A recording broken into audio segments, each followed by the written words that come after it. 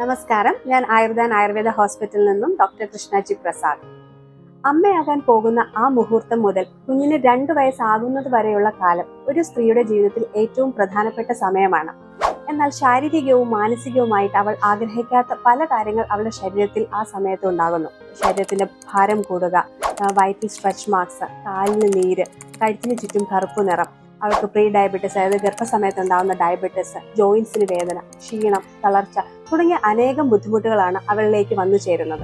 ആശങ്കരഹിതമായ ഒരു ഗർഭകാലവും പ്രയാസരഹിതമായ പ്രസവവും ആകുലതകളില്ലാത്ത കുഞ്ഞിന്റെ ബാല്യവും ഓരോ മാതാപിതാക്കളുടെയും സ്വപ്നമാണ്. ഗർഭസ്ഥ ശിശുവിന്റെ ആരോഗ്യം അമ്മയുടെ ആരോഗ്യത്തെ ആശ്രയിച്ചാണ് ഇരിക്കുന്നത്.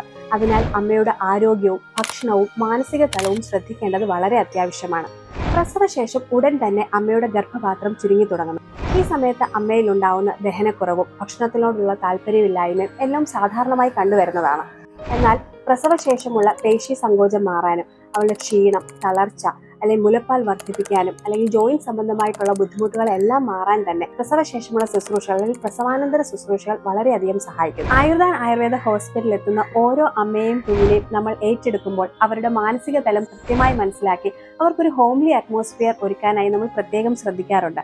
അമ്മയുടെ മാനസിക തലവും ശാരീരികമായിട്ടുള്ള ബുദ്ധിമുട്ടുകളും കൃത്യമായി മനസ്സിലാക്കിയ ശേഷം അവളുടെ ഗർഭപൂർവ്വ അവസ്ഥയിലേക്ക് എത്താനുള്ള എല്ലാവിധ സപ്പോർട്ടുകളും നമ്മൾ ചെയ്തു കൊടുക്കുന്നു.